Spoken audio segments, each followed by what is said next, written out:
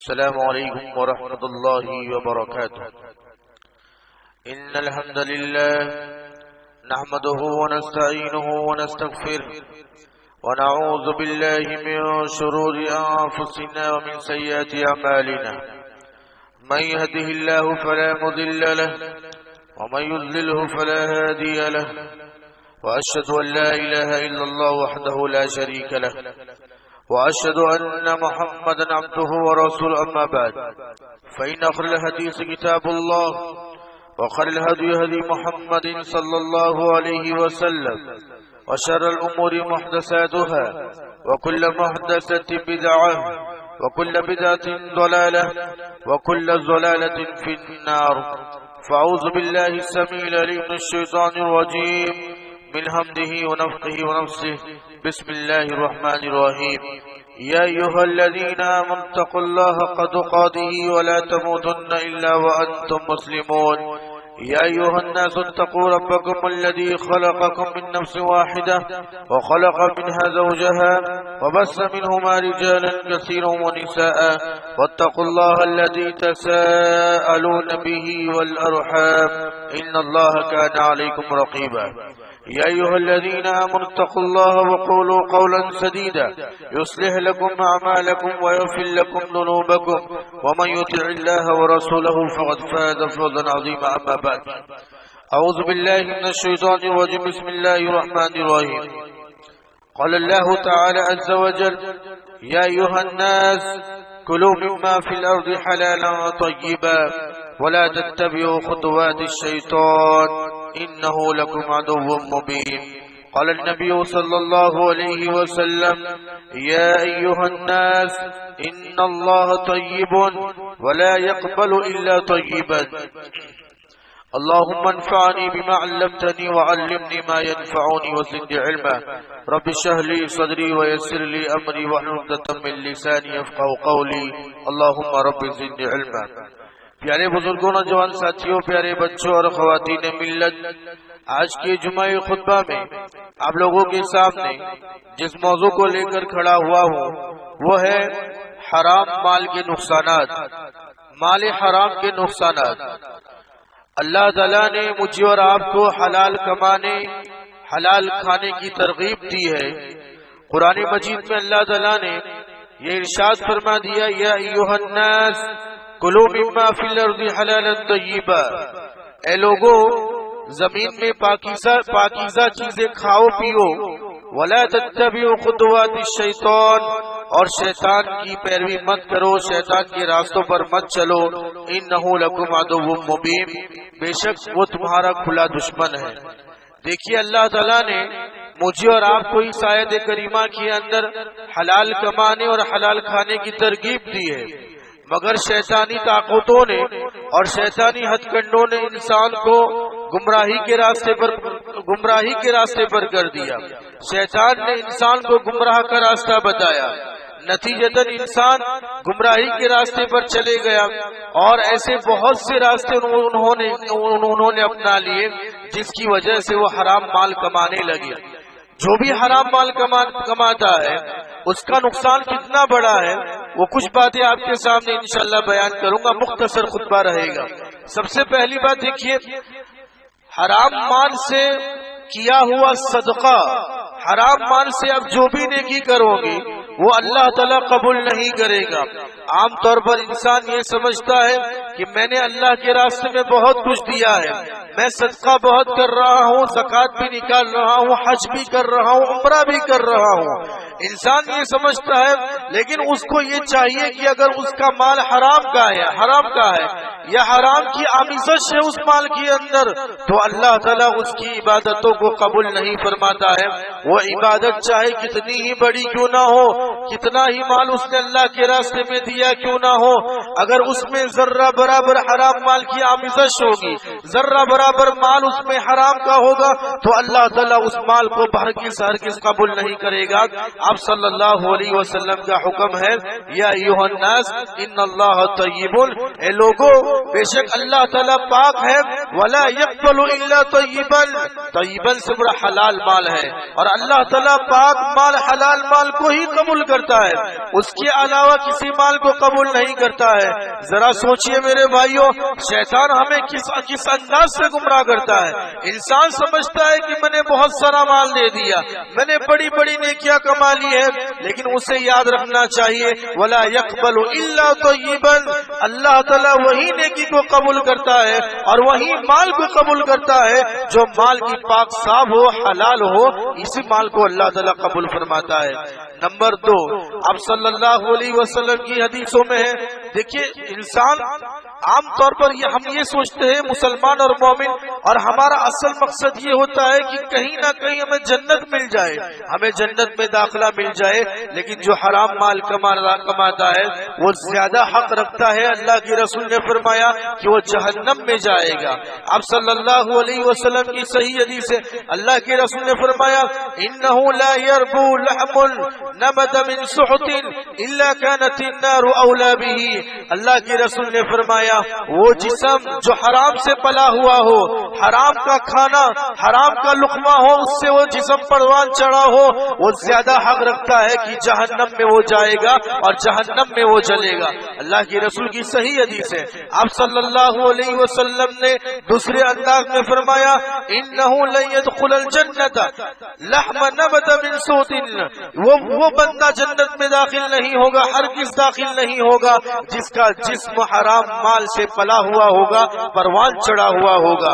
لہٰذا کتنی بڑی بات ہے میرے بھائیوں، ہمارا مقصد جنت میں جانے کا ہے، لیکن حرام مال کے کچھ لقمے یا حرام مال سے پڑا ہوا جسم، حرام مال سے پلا ہوا جسم، وہ زیادہ حق رکھتا ہے کہ اللہ تعالیٰ اسے جہنم میں ڈال دے گا، اللہ کی پناہ۔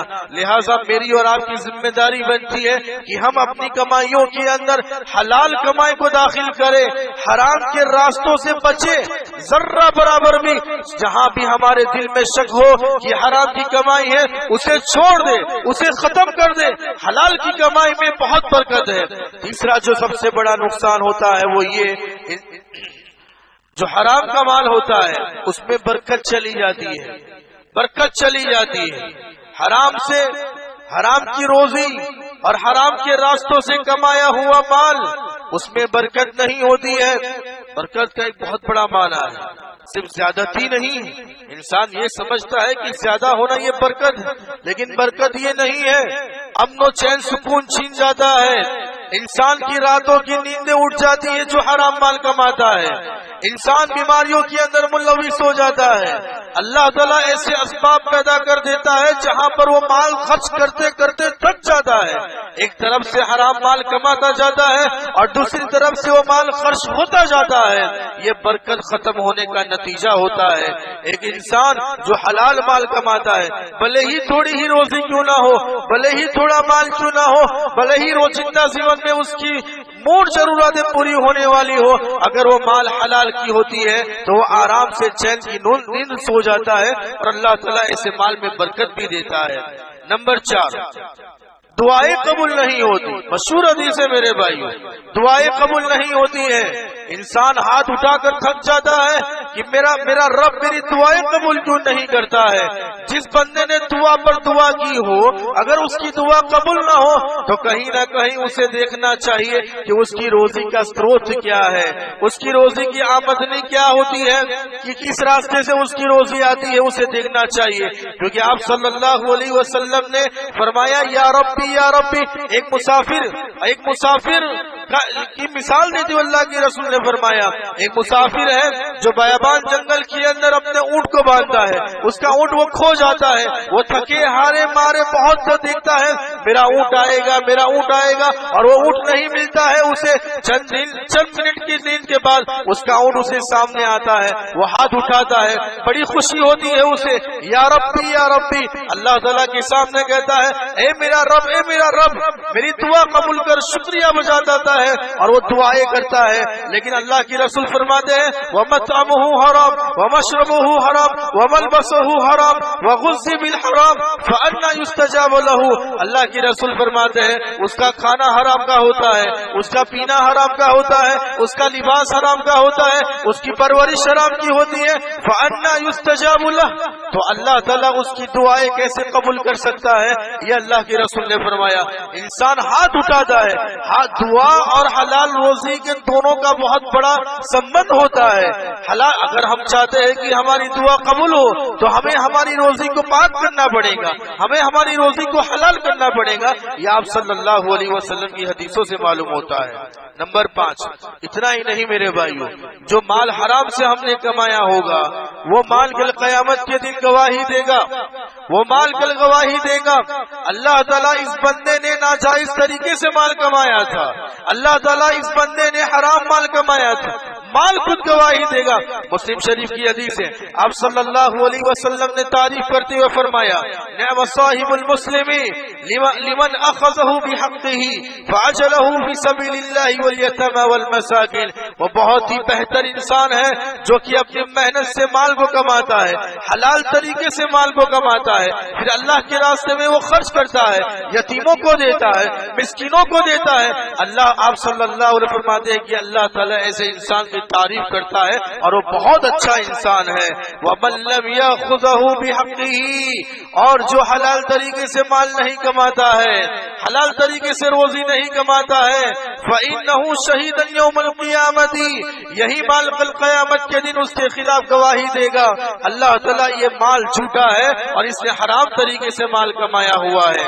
اللہ کی بنا، لہذا اپنے مال اور اپنی کمائی کی خیر کرو.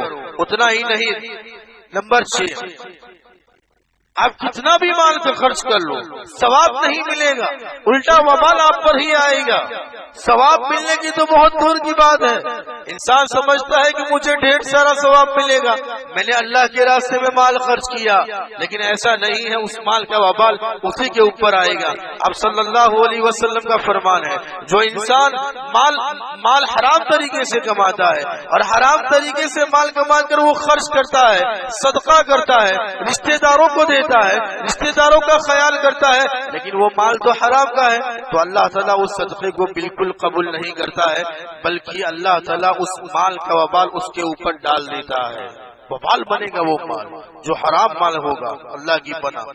اتنا ہی نہیں، اللہ تعالیٰ جہنم میں اس مال کو بھی ڈالے گا اور اس بندے کو بھی ڈالے گا. اللہ کے رسول نے فرمایا جو انسان حرام مال کماتا ہے اور اس کے بعد صدقہ کرتا ہے، حرام مال سے صدقہ کرتا ہے، حرام مال سے اللہ کے راستے میں خرچ کرتا ہے، اللہ تعالیٰ اس مال کو بھی جہنم میں ڈالے گا اور اس انسان کو بھی جہنم میں ڈالے گا. لہذا انسان کو چاہیے اور ہمیں چاہیے کہ ہم اپنی روزی میں حلال، مکمل حلال مال کو تلاش کریں، مکمل حلال طریقے سے اپنے مال کو. آپ صلی اللہ علیہ وسلم نے صحابہ کا دیکھیے انداز دیکھیے. 2-3 باتیں آپ کے سامنے رکھوں گا. حضرت عائشہ رضی اللہ تعالیٰ عنہ فرماتی ہے کہ میں اور میرے ابا بیٹھے ہوئے تھے، میرا غلام کچھ کھجوریں لے کے آیا اور ابو بکر صدیق رضی اللہ تعالیٰ عنہ کو وہ کھجوریں پیش کی، تو ابو بکر صدیق رضی اللہ تعالیٰ عنہ نے وہ کھجور کھا لی، وہ کھجور کھا لی. اور کھجور کھانے کے بعد اس غلام نے کہا ابو بکر تم نے کھجور تو کھا لی ہے، لیکن کیا تمہیں معلوم ہے یہ کھجور کس انداز سے آئی ہے، کس کمائی سے یہ کھجور میں نے حاصل کی ہے؟ سوال دیکھیے میرے بھائیوں. ابو بکر صدیق نے غلام نے ابو بکر صدیق سے کہا کہ تم نے کھجور کھا لی، لیکن کیا تم نے تلاش کیا کہ یہ کھجور کس راستے سے آئی ہوئی ہے؟ ابو بکر نے کہا کہ نہیں، بتائیے. غلام نے کہا کہ زمانے جاہلیت میں نے کہانت، نجوم، جوتشی کا کام میں نے کیا تھا، میں نے اندازہ لگایا تھا، اور جوتشی کی کمائی حرام ہے. میں نے حالانکہ وہ غلام کہتا ہے، حدیث کے الفاظ ہیں، میں نے زمانے جاہلیت میں جوتشی کا کام کیا تھا، نجومی کا کام کیا، کہانت کی تھی میں نے، اور کہانت، حالانکہ میں کہانت جانتا نہیں تھا، میں نے اندازہ لگایا تھا، وہ اندازہ سچ ہو گیا.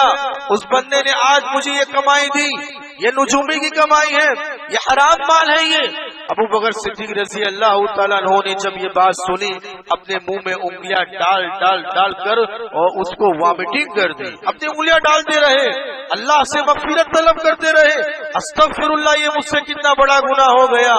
حرام مال کی کمائی میرے پیٹ میں چلی گئی اور وہ باہر نکالنے لگے، انگلیاں ڈالنے لگے. یہ حدیث کے الفاظ ہیں. اب صلی اللہ علیہ وسلم آپ جانتے ہیں جنگ خیبر تک گدھوں کا گوشت کھانا حلال تھا. گدھے پالتے تھے وہ لوگ، گدھے وہ گوشت کھایا کرتے تھے. لیکن جیسے ہی آپ صلی اللہ علیہ وسلم نے جنگ خیبر کے موقع پر کہا ان اللہ ورسولہ ینہاکم عن لحوم الحمر الاہلیۃ، اللہ کی نبی صلی اللہ علیہ وسلم فرمایا کہ اللہ اور اس کا رسول گدھوں گھر میں پالے ہوئے گدھوں کے گوشت کو حرام کرتا ہے، اچھا نہیں سمجھتا ہے. لوگوں نے اتفاق، اس حدیث کے بعد نیچے علماء نے لکھا ہے اتفاق سے کبھی بھی کسی بھی صحابہ نے اس کے بعد گدھے کا گوشت نہیں کھایا. بڑے آن بان شان سے کھایا کرتے تھے وہ لوگ. لیکن آپ صلی اللہ علیہ وسلم کا آدیش آ جانے کے بعد، آپ صلی اللہ علیہ وسلم کا حکم آ جانے کے بعد بالاتفاق کسی بھی صحابہ نے گدھے کے گوشت کو حلال نہیں سمجھا، حرام سمجھا. بالکل کسی بھی صحابی نے حلال نہیں سمجھا اور گدھے کا گوشت کھانا چھوڑ دیا. اتنا ہی نہیں، آپ جانتے ہیں شراب بڑے شوق سے پیا کرتے تھے، بڑے شوق سے اپنے گھروں میں اسٹاک کر کے رکھا کرتے تھے اور بڑے شوق سے صحابہ پیا کرتے تھے. کھجور کی شراب، انگور کی شراب بڑے شوق سے پیا کرتے تھے. حضرت انس رضی اللہ تعالیٰ عنہ فرماتے ہیں شراب کے حرام ہونے کا واقعہ بیان کرتے ہیں کہ میں ابو طلحہ اور اس کے صحابہ، اس کے ساتھی ابو طلحہ کے گھر بیٹھ کر شراب نوش کر رہے تھے اور شراب پی رہے تھے اور ایک اعلان کرنے والے نے اعلان کر دیا شراب حرام ہو چکی ہے، اللہ کے رسول نے شراب کو حرام کر دیا ہے. جیسے ہی یہ منادی ابو طلحہ نے سنے، اپنے منہ میں جو لقمہ تھا، اپنے منہ میں جو گھونٹ تھا اس کو بھی نکال دیا، اپنے گھر میں جتنی کوٹھیاں تھی وہ کوٹھیاں بھی نکال دی. حضرت انس فرماتے ہیں ہم نے دیکھا اس دن مدینے کی گلیوں کے اندر شراب بالکل نہر کی طرح بہنے لگی. اتنا لوگوں نے شراب کو بہا دیا صرف آپ صلی اللہ علیہ وسلم کے حکم سے کہ یہ شراب پینا حرام ہے. گھوٹ گھوٹ سے پیتے تھے وہ لوگ، بڑے شوق سے پیتے تھے وہ لوگ. لیکن آپ صلی اللہ علیہ وسلم کا حکم آ گیا مال ختم، کتنا بھی مال ہو وہ سارا مال بہا دیا. اللہ اکبر. مال کے تعلق سے یہ بات ہمیں یاد رکھنی چاہیے. اب صلی اللہ علیہ وسلم کا حکم ہے لَيَأْتِيَنَّ عَلَى النَّاسِ زَمَانٌ لَا يُبَالِ الْمَرْءُ بِمَا أَخَذَ الْمَالُ أَمْ مِنْ حَلَالٍ أَمْ مِنْ حَرَامٍ. ایک ایسا وقت بھی آئے گا، کہیں یہ وقت ہمارے اوپر آ تو نہیں گیا ہے؟ اللہ کی پناہ ہر لوگ سوچو. لَيَأْتِيَنَّ عَلَى النَّاسِ، لوگوں پر ایسا وقت بھی آنے والا ہے لَا يُبَالِ الْمَرْءُ بِمَا أَخَذَ الْمَالُ أَمْ مِنْ حَلَالٍ أَمْ مِنْ حَرَامٍ. جو بھی مال آئے گا پرواہ نہیں کرے گا یہ حلال کا مال ہے یا حرام کا مال ہے. مال آتا ہے آنے دو جمع کرتا جائے گا، لیکن وہ یہ نہیں سوچے گا کہ یہ مال حلال کا ہے یا حرام کا ہے. یہ خطبہ سننے کے بعد ہر انسان کو چاہیے کہ وہ اپنی کمائی کو، اپنی آمدنی کو، اپنے مال کا جائزہ لے کہ یہ حلال کا ہے یا حرام کا ہے. کہیں ایسا تو نہیں ہے اللہ کی پناہ اس حدیث کی عزت میں ہم لوگ آ گئے ہو، اس حدیث کی عزت میں ہم لوگ آ گئے ہو. اللہ کی پناہ مانگے میرے بھائیو. لا يبالي المرء بما اخذ المال ام من حلال ام من حرام. اللہ کی رسول نے فرمایا اللہ تعالیٰ کی پناہ. یہ حدیث بھی یاد رکھیے، اب صلی اللہ علیہ وسلم کا فرمان ہے لا تزل قدم ابن آدم یوم القیامت. اب جانتے ہیں یہ لوگ آدم کا ایک قدم بھی ہٹنے والا نہیں ہے جب تک کہ وہ 5 قسم کے سوالوں کا جواب اللہ تعالیٰ کے سامنے نہ دے. مکمل سوال عن عمرہ فیما افناہ وعن شبابہ فیما ابلاہ ومال من أين اكتسبه وفيما أنفقته فإذا علم فيما عمل. اب صلی اللہ علیہ وسلم کا فرمان ہے یہ 5 قسم کا جواب، یہ 5 سوالوں کے جواب جب تک ہم نہیں دیں گے اللہ تعالی ہمارا ایک قدم بھی آگے نہیں بڑھائے گا. اس میں سے اللہ نے فرمایا ومال من أين اكتسبه وفيما أنفقه. وہ مال کہاں سے کمایا تو نے اور وہ مال تو نے کہاں خرچ کیا. یہ حدیث بھی یاد رکھیے میرے بھائیو. الغرض خطبے کا پیغام یہی ہے کہ انشاءاللہ ہم لوگ سب لوگ کوشش بھی کرتے ہیں، لیکن ہمیں اور جائزہ لینا چاہیے کہ ہماری کمائی اور ہماری آمدنی کہیں حرام کی تو نہیں ہے یا مکمل حرام کی ہے تو یہ بہت بھیانک بات. یا حرام کی تھوڑی ذرہ برابر آمیزش ہے اس کو ختم کیجیے. حلال کا مال لیجئے، بھلے ہی تھوڑا مال ہو، اتنے سارے فائدے ہوگے، اللہ قبول کرے گا اس مال کو، اللہ برکت دے گا اس مال میں، اللہ تعالیٰ ہمارا ٹھکانہ جنت میں دے گا، اللہ تعالیٰ ہماری دعائیں قبول کرے گا، بہت سارے فائدے ہمیں ہوگے۔ اللہ سے دعا ہے کہ اللہ تعالیٰ ہم تمام کو حلال مال کمانے، حلال مال کھانے کی توفیق دے۔ اللہ تعالیٰ ہم تمام کو شیطان کے ہتھ کنڈوں سے بچائے، اللہ تعالیٰ ہم تمام کو حرام مال سے بچائے۔ آمین وآخر دعوانا الحمدللہ رب العالمین، السلام علیکم ورحمۃ اللہ وبرکاتہ۔